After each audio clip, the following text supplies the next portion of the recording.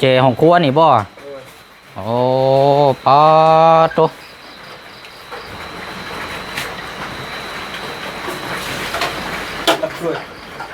มีอยู่มาจาก2-3ก็ได้จานเอาจานน้ำก็ได้ละจานกระบวงกันแล้วเพราะมีต้มน้ำเด้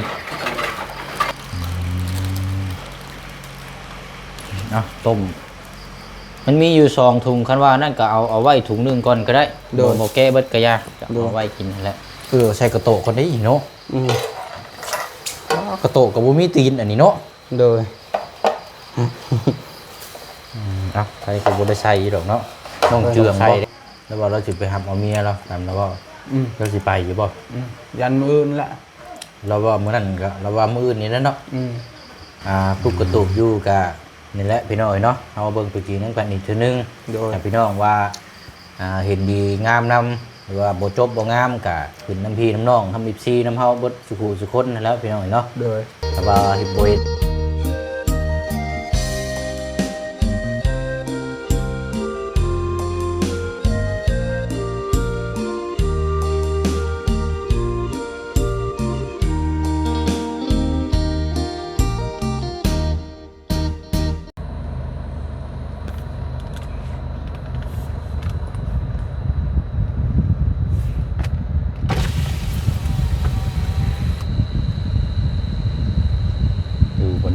น้องซอดนี่พี่น้องเนาะกินข้าวกินน้ำกินข้าวแรงแล้วบ่พี่น้อยเนาะมื้อนี้ก็เห็นทางน้องเพิ่นไล่สตอรี่โอ้สุดสิเมื่อยแห้งมื้อนี้พี่น้องเนาะไปตัดกล้วยไปตัดหญ้าสวนมันเนาะสุดสิเมื่อยอยู่พี่น้องเนาะก็นี่แหละพี่น้อยเนาะมาพบมาเจอกันก็เปลี่ยนบรรยากาศได้พี่น้องเด้อเนาะค่ำมืดตื่นตาเนี่ยจักน้อยมื้อนี้พี่น้องเนาะตอนนี้เวลานี่7:30เนาะหรือว่าทุ่มครึ่งช่วงเวลาค่ำมืดบ้านเฮานี่แหละพี่น้องเนาะพอดีว่าทางบ่เสียงนี่ไปซื้อกับข้าวพี่น้องเนาะซื้อกับข้าวกับน้ำได้สิมากินอยู่บ้านเฮือนซานของทางน้องซอนนี่แหละพี่น้องเนาะกินข้าวคนเดียวอยู่ห้องนี่มันบ่แซ่บได้พี่น้องเนาะเพราะว่าทีมงานเพิ่นก็พากันกินเบิดเลยก็ด้วยว่าครับถือโอกาสอยากถ่ายคลิปเนาะเปลี่ยนมุมเปลี่ยนอันนี้ให้พ่อแม่พี่น้องได้ครับได้ชมเบิ่งน้ำกันแน่เนาะพี่น้องเนาะสำหรับทางน้องซอนอยู่กับพ่อ2 คนนี่แหละพี่น้องเนาะไปเดี๋ยวเอากับข้าวกับน้ำลงก่อนทางน้องเพิ่นอาจจะยังบ่ทันได้กินหรอกพี่น้องเนาะผ้าฝนกระตกยังบ่ทันยุดทันย้อนอยู่พี่น้องเอ้ยยังตกอยู่ตัวนี้กะฝนตกลิ้นตามที่เพิ่นแจ้งมานี่อาจจะเป็นวันที่19วันที่20พุ่นนะเบิดนี่พี่น้องเอ้ยเนาะเอาเนาะกราบทักทายสบายดีและสวัสดีพ่อแม่พี่น้องสุคนเด้อพี่น้องเนาะค่ำมืดมาอยู่บ้านเฮือนซานของทางน้องสอนมื้อนี้พี่น้องเนาะมากินข้าวกับเราก่อนมื้อนี้ซื้อกับข้าวมานั่งกินอยู่นี่ก่อน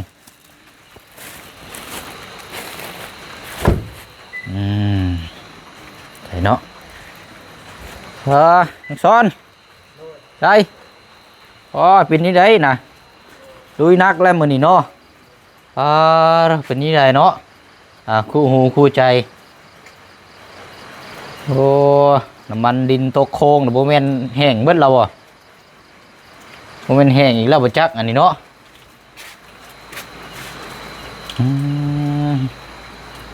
นี่ต้องเบิ่งด้วยได้พี่น้องรถลุยงานหนึ่งมามันเก่าเลย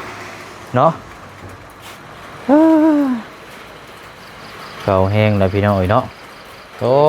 ยโดยเอากินแล้วว่าข้าวฮะไปเอาไปแจ้น้ำพอเขาก่อนยังอยู่หรอว่าข้าวท่านได้กินแล้วว่ายังโอเคเลยใช่ผู้เชี่ยวซื้อกับข้าวมาอะไรพอดีได้กินน้ำกันเลยไปใช้ข้อเอากุญแจ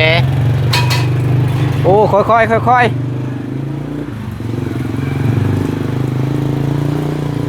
เอาไปเอากุญแจเนาะเอากุญแจอันอยู่นำพ่อบอกคือว่าพ่อเราไปใส่ได้พี่น้องเอานี่แหละพี่น้องกับข้าวกับน้ำฝนตกลิ้นอยู่ที่บ้านน้องซอนมื้อนี้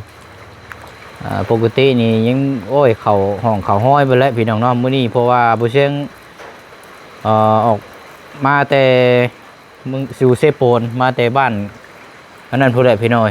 บ้านวังคูนแล้วภาพฝนตกค่ำมืดแต่ว่าสิเข้าห้องมันก็ได้แวะซื้อไปซื้ออันแนวติดแพรนะพี่น้องแนวปวดดังปวดแอวรู้สึกว่าติดหัวเข่าคือว่าไข้เนี่ยจักหน่อยไปแวะซื้อแล้วผู้ใดซื้อกับข้าวกับน้ำก็ได้ว่าจะมากินข้าวน้ำพนซานทั้งน้องสอนนี่แหละพี่น้องครั้งแรกเนาะเอาเดี๋ยวเบิ่งน้ำกันพี่น้องทั้งน้องเพิ่นคือว่าไปเอากุญแจเราจะไปเอากุญแจห้องครัวนี่บ่จักเบิ่งนี่ยันล็อกกุญแจห้องตัวนี้ไว้ตรงนี้เนาะ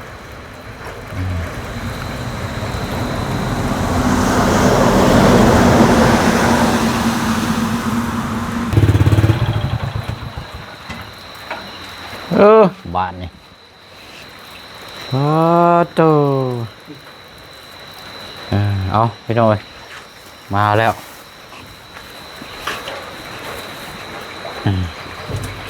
เพราะว่ากุญแจห้องครัวนี่บ่โอ้ปาโต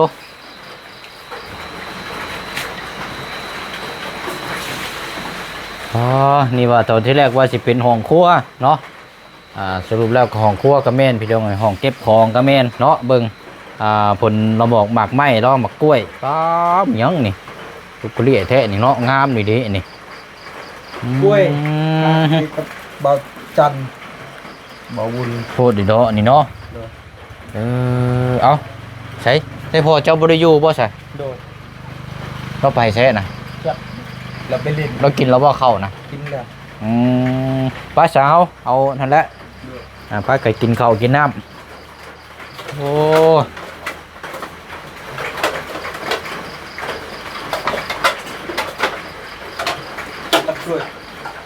มีอยู่มาจาก2-3ก็ได้จานเอาจานน้ำก็ได้ละจานกระบ้วงกันแหละพอมีต้มน้ำเด้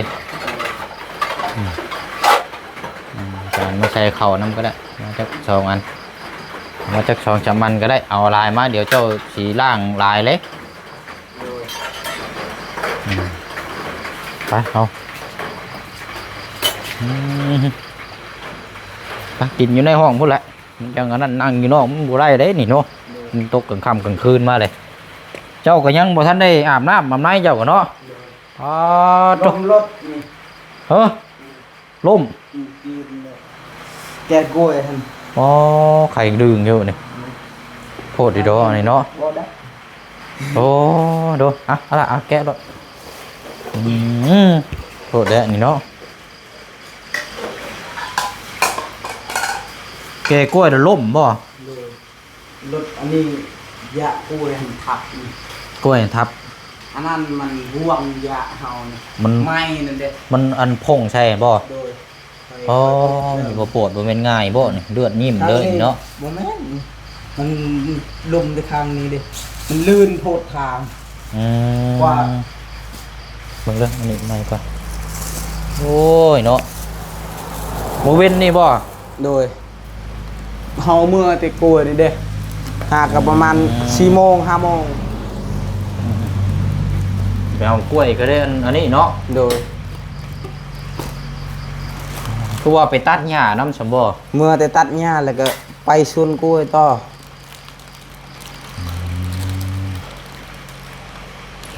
ต้มมันมีอยู่2 ถุงคันว่านั่นก็เอาไว้ถุงนึงก่อนก็ได้บ่แกะเบิดก็ยาเอาไว้กินนั่นแหละตัวนั้นกับข้าวเฮาก็เอาแกะใส่จานก็ได้แกะรสนั่นบัดนั้นเฮากินรสนะเฮาต้มอีกจังหน่อยบ่ยังว่ามันนั่นเนาะยังว่ามันลายโพดจะมากินข้าวน้ำเพราะว่าหากมาแต่ไปซื้อยาก็ได้ไปซื้อกับข้าวโดยก็กินคนเดียวมันก็บ่แซ่บช่วงนี้จักเป็นหยังทีมงานกับเพิ่นก็ไปกินข้าวอยู่ที่พลทางแล้วบ่ทำเฮาบ่เฮ็ดเวียกกับมาบ่ทันแน่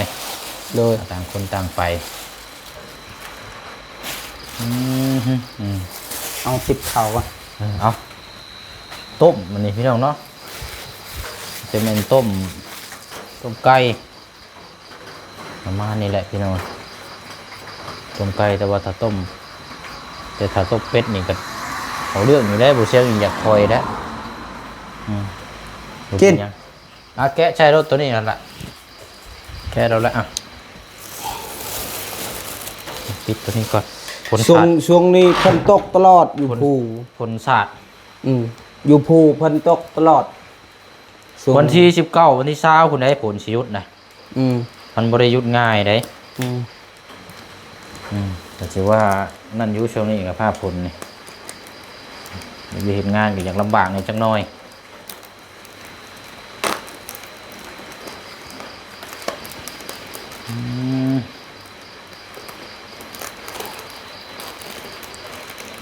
เข้ามากินตอนเช้าบ่ได้เข้ามากับตอนแรงกับอยากเปลี่ยนบรรยากาศนะเพื่อนครับเป็นครั้งแรกได้นี่ที่สิได้มากินเพื่อนเรานี่โดยครั้งแรกได้นี่กับข้าวกับน้ำกันโอ้ยเนาะ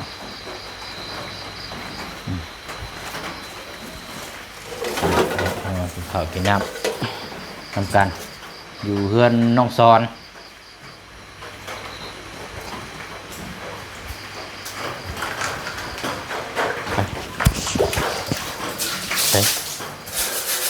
โอ้สะอาดเนาะเฮือนวัยรุ่นนี่บางเฮือนนี่โอ้ย6 ปานหน้าเหือได้นี่อันนี้เป็นเราดูแลเนาะโอ้เบิ่งโอ้หอมแท้นี่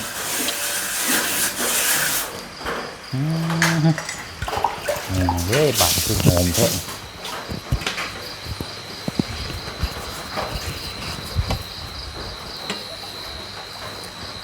โอ้ยเนาะมาใส่กระโตกคนนี้อีกเนาะกระโตกกับบุมีตีนอันนี้เนาะโดยใส่กับบุได้ใส่ดอกเนาะต้องใส่ได้ตามประเพณีได้โดยของหวานกับแก๊สพร้อมกันเลยนี่โดยมายับเข้ามาพี่อีกเจ้าหน่ะยับเข้ามาพี่ยับมาพี่เดี๋ยวพี่น้องเพิ่นบ่เห็นได้เนาะโดยคำเขาใหญ่ๆนี่ใครอยู่ได้จิ้มใส่นี่แหละนี่เด้อนี่แก้ได้ตัวนี้ยังนะตัวนี้อาหารชั้นเลิศตัวนี้นี่พอตัว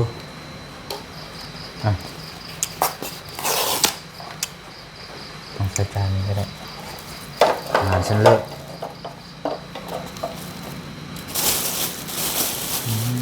เด้อโจทย์จับเอาเด้อเลยเจลใส่ตัวนี้เจลเนี่ยแค่นี้แล้วเนาะเดี๋ยวเราเจ้าคนขยันล้างจานอยู่หรอกเนาะว่าใช่ มีอยู่2 เจลนี่ก็เรียกว่ากันตัวนี้ตัวนี้โบแกะมันจะกินมันอย่างนั้นพักเนื้อเด้อกินมากินเอาเลยจ้านะดูด้วยมาเด้อกินข้าวเด้อปลาลุงเด้อ FC ทุกคนเด้อเด้อสบายดีเด้อสบายดีพี่น้องอีกรอบนึงเด้อโอ้เป็นครั้งแรกพี่น้องที่สิได้มานั่งกินนี่แหละเนาะเอาเบิ่งอีกก่อนเนาะช่องมึงกล้องอีกก่อนจักว่าพักกันนั่งว้าวอยู่รถมันจะตอบอยู่รถพอแห้งได้พี่น้องเอ้ยเนาะโอเคมาพอเจ้าโบยูเนาะโอ้ย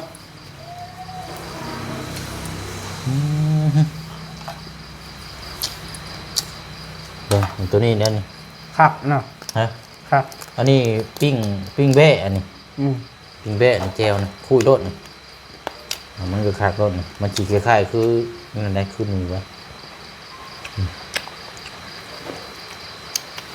học cái nó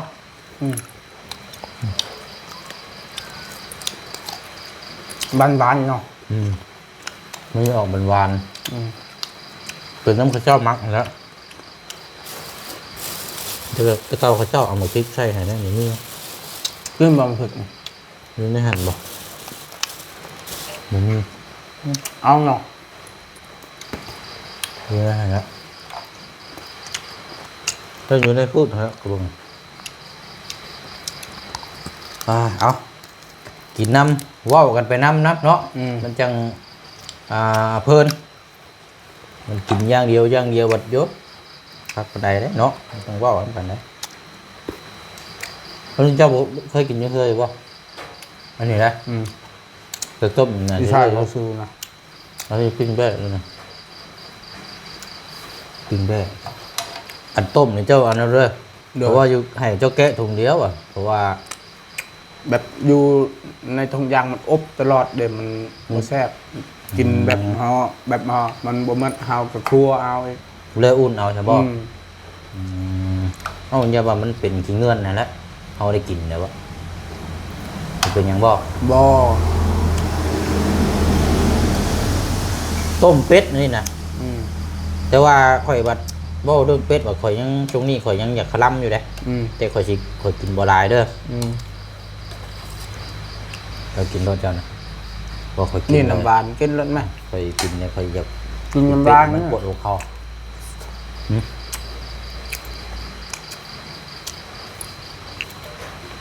โอ้ยสิเมื่อยแห้งมื้อนี้เนาะ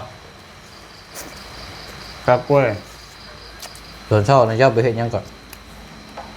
ตักงาทวนมัน บ่ยาก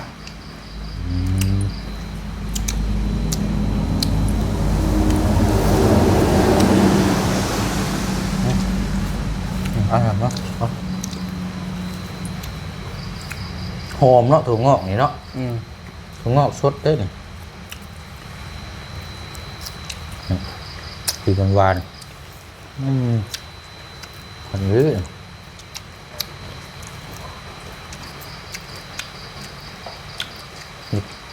มันคือเขาได้บุญทองเหือ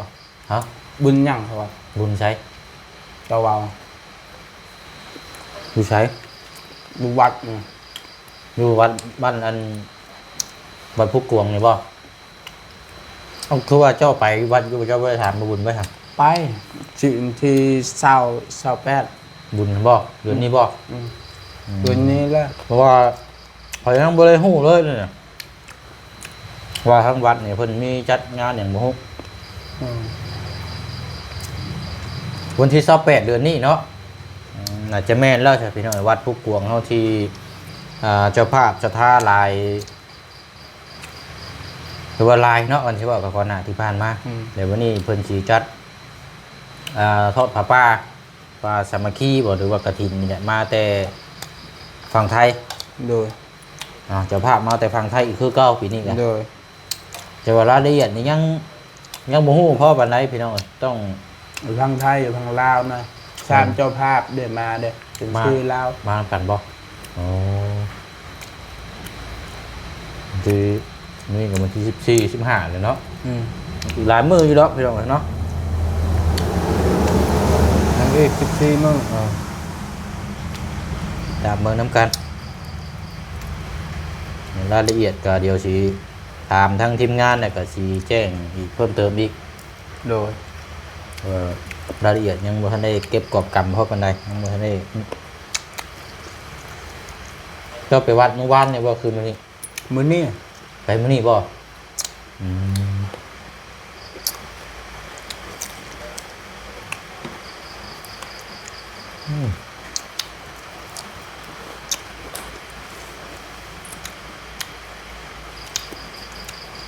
ฝนตกดินนี่คักได้เนาะ รู้ทางลำบากเลย กล้วยเนาะ ทำทางเข้าไปนั่นแหละ เดียวๆกันเลยว่าจะไป แบบเดียวเลย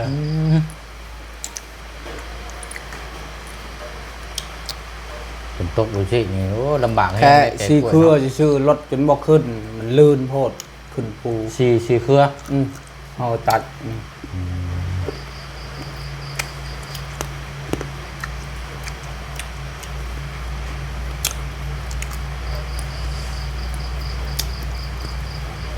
สดแกงนี่นะ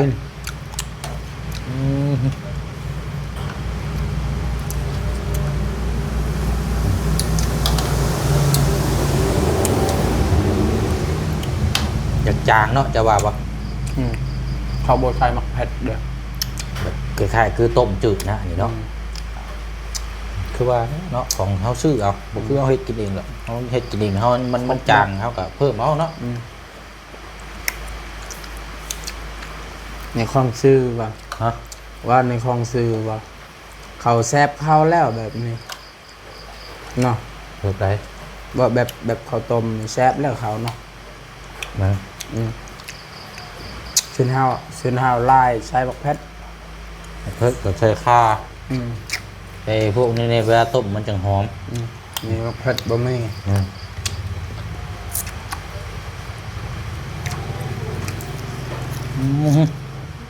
เอาได้พักอันเจ้ายุ่งเอาเลย เอากินเลยละ พักนอกเนี่ยพวกแก่เล่นแก่ชับในนี่ อืม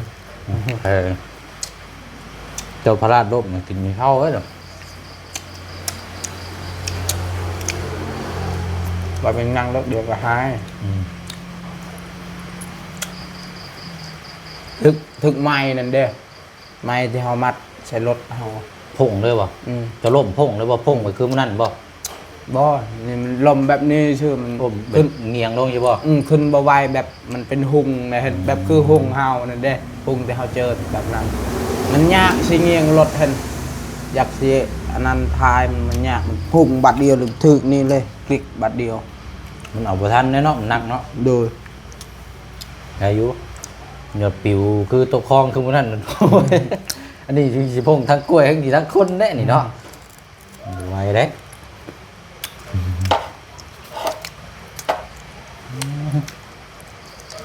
กัน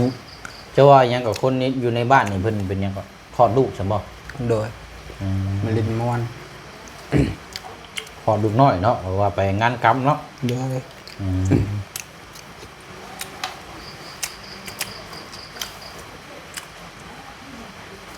เมื่ออื่นเนาะทางน้องเจืองบ่แล้วว่าเราสิไปหาเอาเมียเราตามแล้วก็เราสิไปอยู่บ่ ยันมืออื่นละ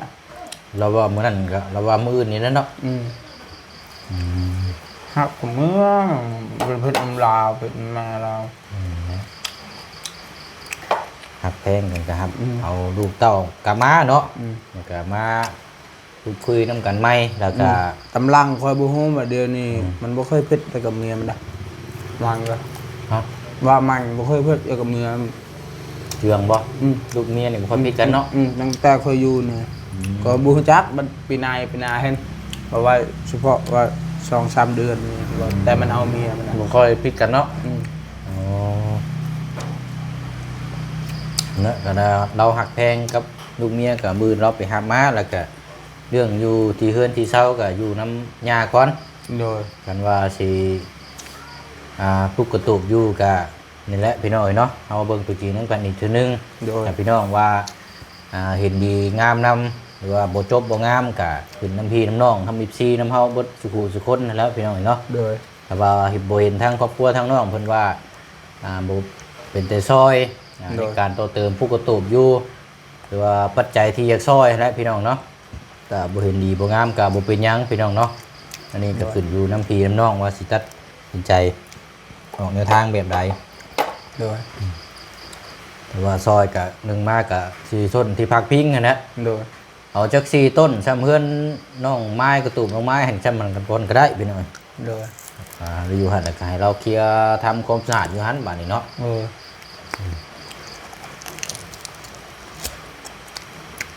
เนาะเราครับดูเมียเรามาก่อนเนาะมื้ออื่น โดย มาแล้วเราก็จังหาแนวทางพูดคุยแต่กับเบิ่งน้ำกันให้แล้ว โดย เรื่องว่าเห็นดีน้ำบอกเลยว่าเห็นดีน้ำกะเบิ่งน้ำกันนั่นแหละแต่ว่าประวัติก็คือว่านะตัวที่มันบุรีทั้งครอบครัวใหญ่เขากะแยกออกเนาะเดี๋ยวเขาอยากเบิ่งถ้าคนที่คนน้อยนะพี่น้องลูกเต้าแล้วนะ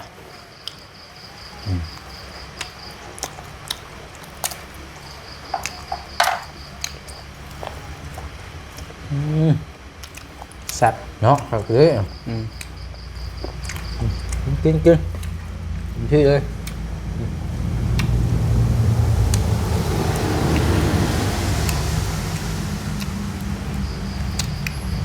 ก็คนว่าไปนี่กับ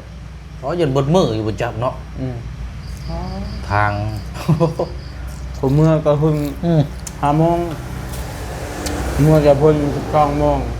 เดินทางไปแต่เช้าแล้วตัวแรงประมาณตัวแรงเนาะมา โดย คือ5 โมงแรงพอแล้ว แล้ว5 โมงฮอดเพิ่นตอกต้อง นั่นแหละ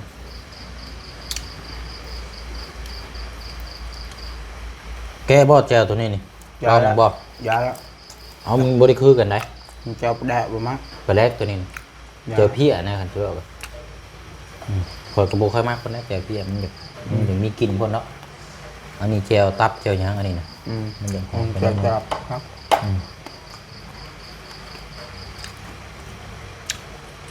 แซ่บ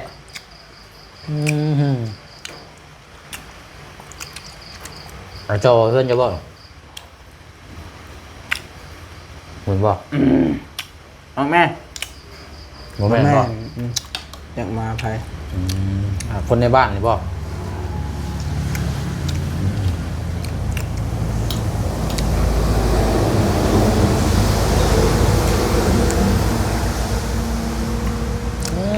อ่ะมาเยอะไปแล้วเนาะเดี๋ยวสิเพราะว่านั่งเบิ้งกินข้าวกินน้ำมันโอ้ยังไม่ได้อิ่มง่ายนี่เนาะ มีแต่ว่าและพี่น้องทั้งบุเชียงกับทั้งน้องสอนก็สิได้ขอจบคลิปลำลาพ่อแม่พี่น้องก่อนบัดนี้พี่น้องกินข้าวกินน้ำแล้วในกับบุเชียงก็สิกลับมือห้องเมื่ออาบน้ำในก็นอนพักผ่อน โดย ก็เฮ็ดเวียกเฮ็ดงานต่อ โดย เบิ่งนำกันแล้วก็รอติดตามเบิ่งเคสทางน้องเจืองเนาะ โดย น้องเจืองน้องห้างเนาะในลูกน้อย โดย มื้ออื่นนะว่าเราสิไปรับทางเมียมาพี่น้องอีกเนาะ เดี๋ยวเราก็จะมาพูดคุยแล้วก็ทายอัปเดตนะเอาหาออกแนวทางให้เราพี่น้องหนึ่งหลักมากกับปัจจัยก็คือพี่น้องเห็นน้ำกันนั่นแหละที่พักพิง โดย ที่ส้นที่เสาเนาะ โดย ที่ว่าอยู่โพนอยู่ข้างๆที่ไปกับน้องชอนเมื่อวานนี่แหละ โดย เสานั้นมีแล้วพี่น้องถ้าว่าเพิ่มเติมก็มีแต่ไม้48 โดย เจ็บแบบซี่ก็ได้เนาะ โดย เป็นมุ้งขึ้นแบบซี่แล้วก็สังกะสีประมาณข้างละ6 แผ่น โดย ก็อยู่ได้แล้วพี่น้องขึ้นไปถึงมีผ้ากระจาดแอม โดย ใต้ตารางกับเฮ็ดหนึ่งเขาหนึ่งน้ำเนาะ โดย อยากขยายไปแล้ว3อนาคตเฮ็ดเฮือนหลังใหญ่เนาะพันสิว่าว่าอันนี้เฮ็ด3พออยู่ก่อนแยกออกมาจากเฮือนต่างกันนะพี่น้องเนาะพออยู่ร่วมกันแล้วมันพิษมันเทียงกันออกมาน้อยก็อยามันแต่ว่าขอให้มีความสุข โดย ข้าวน้ำก็ให้กินเองว่านี่เนาะ โดย ไผพื้นก็ว่าบ่มีก็ต่อจากเฮือนใกล้เคียงเอา โดย หรือว่านั่นกับแผงโซลาร์เซลล์แล้วมันมีลูกน้อยอยู่เนาะลำบากเลยเนาะ ลำบาก ลูกหาก็ได้6 เดือนบ่ลูกแล้วนะ โดย เดือนปลายไปเนาะนี่ก็เป็นอีกเคสหนึงเนาะยังไงก็ฝากพี่น้องติดตาม แล้วก็รับชมเบิ่งน้ำกันหาออกแนวทางเบิ่งน้ำกันเนาะพี่น้องว่าสิแนวใดเนาะถ้าว่าพี่น้องเห็นดีนํทางผู้ใหญ่เห็นดีนํโอเคนํก็ทางผู้เชี่ยวก็จะไปต่อเนาะสำหรับเคสนี้ถ้าว่าพี่น้องว่าโอ้ยบ่คือมันบ่ผ่านทันทีก็ติชมได้เนาะเฮาก็จะบ่ตามแล้วก็จะติดตามเคสใหม่ โดย แต่ว่าท่านพี่น้องว่าโอเคเคสนี้น่าช่วยเหลือก็ติดตามเป็นกำลังใจทั้งน้องเพิ่น โดย ได้เนาะพี่น้องเนาะ โดย เอาเดี๋ยวเบิ่งแนวทางนํกันเป็นกำลังใจ โดย ไปแล้วเฮามันจะว่าลำลาก่อน โดย เดี๋ยวกินข้าวต่ออีกพี่น้องเอ้ยเนาะ โดย เอาดีๆแม่งเด้อพี่น้องเด้ โด อย เนาะบ๊ายบายพี่น้องเนาะแซ่บๆนํกัน แซ่บๆน้ำกันเด้อ ยังบ่ทันได้ย่าหรอกพี่น้องแต่ว่าอันลาพี่ลาน้องก่อนเพราะว่ายันว่าเวลามันยืดมันยาว